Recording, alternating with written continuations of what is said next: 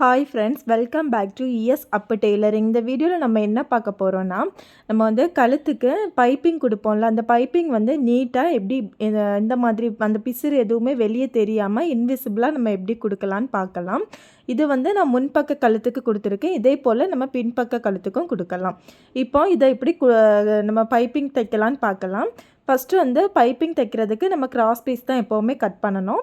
அதே போல் cross piece வந்து நான் 1.5 இன்ச்சு அகலத்துக்கு கட் பண்ணியிருக்கேன். நீளம் வந்து நமக்கு எவ்வளோத்துக்கு தேவையோ அந்த அளவுக்கு நீங்கள் கட் பண்ணி எடுத்துக்கோங்க. கட் பண்ணி எடுத்துகிட்டு இப்போ கிராஸ் பீஸை வந்து நம்ம இந்த மாதிரி ஜாயின் பண்ணிக்கலாம். கிராஸ் பீஸ் ஜாயின் பண்ணும்போது நம்ம இந்த மாதிரி எல் ஷேப்பில் தான் வச்சுக்கணும். வச்சுட்டு கிராஸில் நான் இப்போ காமிச்சது மாதிரி நீங்கள் ஜாயின் பண்ணிக்கோங்க.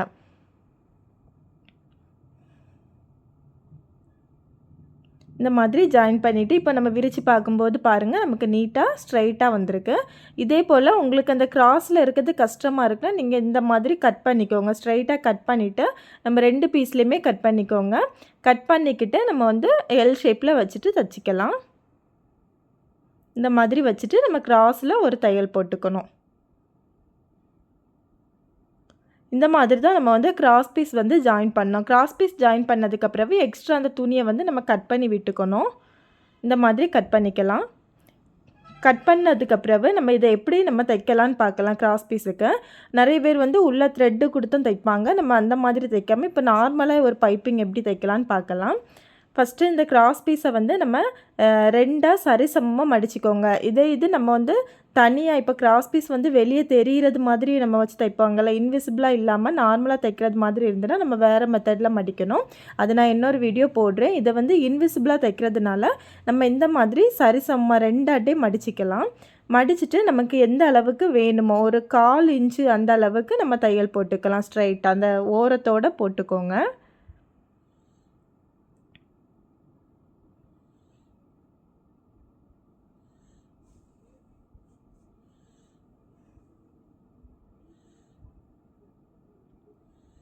இந்த மாதிரி நம்ம கீழே வரைக்கும் ஸ்ட்ரைட்டாக தையல் போட்டுக்கலாம். இப்போ பாருங்கள், நான் எவ்வளோத்துக்கு கம்மியாக நம்ம போட்டிருக்கேன்னு பாருங்கள். மேலே எந்த அளவுக்கு போட்டிருக்கோமோ அதே அளவு தான் நமக்கு கீழே வர போடணும். இப்போ இதை நம்ம எப்படி ஜாயின் பண்ணலான்னு பார்க்கலாம். இப்போ பைப்பிங் தைக்கிறதுக்காக நம்ம இந்த லைனிங் எடுத்துக்கலாம். லைனிங்கில் கழுத்தை மார்க் பண்ணிக்கோங்க. மார்க் பண்ணிவிட்டு நமக்கு லைனிங் எது வெளிப்பக்கம் வருமோ அந்த பக்கத்தில் வச்சு தைக்காமல் உள் பக்கம் இந்த மெயின் கிளாத்தும் லைனிங்கும் நமக்கு ஜாயிண்ட் ஆகும்ல, அந்த உள் பக்கம் வச்சு தான் நம்ம பைப்பிங்கை தைக்கணும். அப்போ தான் நமக்கு பைப்பிங் நம்ம திருப்பி எடுக்கும்போது நமக்கு இன்விசிபிளாக வரும். இப்போ இந்த மாதிரி அந்த கழுத்தோட ஷேப்புக்கு நீங்கள் கரெக்டாக இப்படி வச்சுக்கோங்க. நம்ம அந்த ஒரு 1/4 இன்ச்சுக்கு தையல் போட்டோம்ல ஸ்ட்ரைட்டாக, அந்த அளவு தான் நம்ம அந்த கழுத்து மார்க் பண்ண அளவில் நமக்கு வரணும். மீதி எல்லா துணியுமே உள்ளே போயிடணும், பிசுறு மாதிரி உள்ளே போயிடணும். இப்போ பாருங்கள், நான் தைக்கிறேன் பாருங்கள். இந்த மாதிரி வளைச்சி அந்த கழுத்துக்கு தக்கன வளைச்சி தைக்கணும். நம்ம எந்த அளவுக்கு வேணும்ன்ட்டு நம்ம தையல் போட்டிருக்கோமோ, நமக்கு அந்த பைப்பிங்கோட வண்ணம் வந்து எவ்வளோத்துக்கு வேணும்னு நம்ம தையல் போட்டிருக்கோமோ அந்த அளவு தான் நமக்கு அந்த லைனை விட்டு வெளியே வரணும். மீதி எல்லா துணியும் பிசுறு துணியாக உள்ளே போயிடணும். அந்த மாதிரி தான் நம்ம வச்சு தைக்கணும். அப்போ தான் நமக்கு பைப்பிங் நீட்டாக வரும்.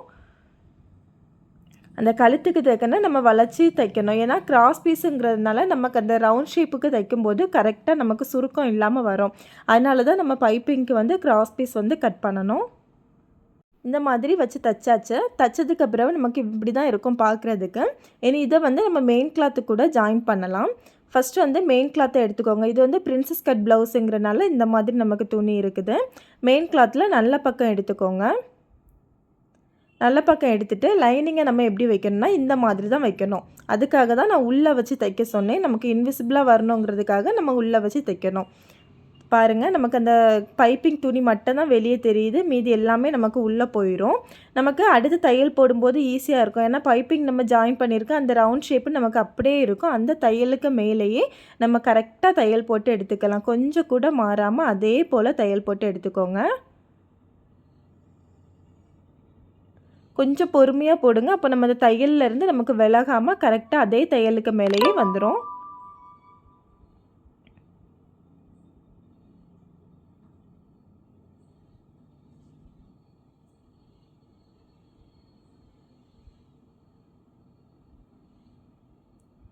இந்த மாதிரி நம்ம தச்சு எடுத்துக்கலாம். தச்சு எடுத்ததுக்கு அப்புறவு நம்ம அந்த லைனிங்கை எடுத்து காமிக்கிறேன் பாருங்கள். அந்த பைப்பிங் மட்டும் தான் நமக்கு வெளியே வந்திருக்கு.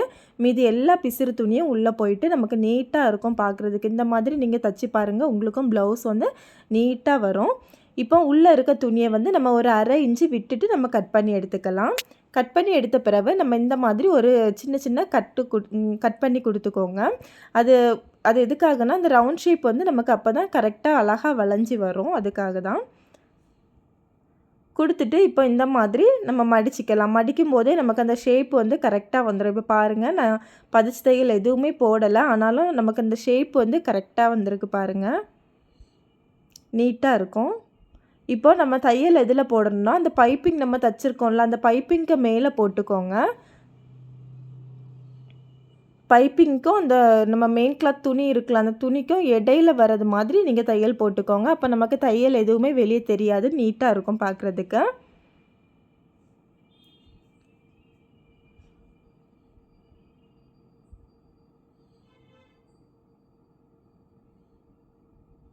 இந்த மாதிரி நம்ம நீட்டாக எடுத்து விட்டுட்டு அதுக்கப்புறம் நீங்கள் பொறுமையாக உங்களுக்கு அந்த இப்படியே தைக்கிறதுக்கு கஷ்டமாக இருக்குன்னா நம்ம இந்த மாதிரி நீட்டாக எடுத்து விட்டுட்டு அயன் பாக்ஸ் வச்சு நல்லா அயன் பண்ணிக்கோங்க. அயன் பண்ணிவிட்டு அதுக்கப்புறம் வந்து நீங்கள் தையல் போட்டாலும் உங்களுக்கு நீட் ஃபினிஷிங் வரும்.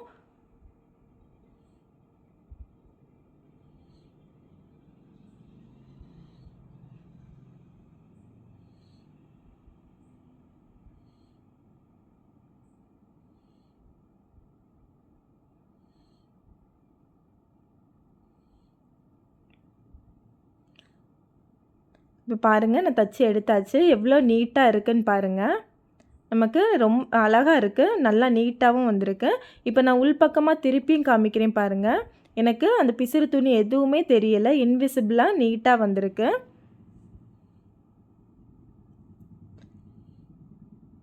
அந்த தையல் போட்டு நம்ம இப்போ ஒரு பதிச்சு தையல் போட்டோம்ல அது வர நமக்கு தெரியலை. ஏன்னா அந்த பைப்பிங்க்கும் நம்ம அந்த மெயின் கிளாத்துக்கும் இடையில தான் நம்ம கொடுத்துருக்கோம். அதனால் அதுவும் வெளியே தெரியலை, பார்க்குறதுக்கு நீட்டாக இருக்கும் பாருங்கள்.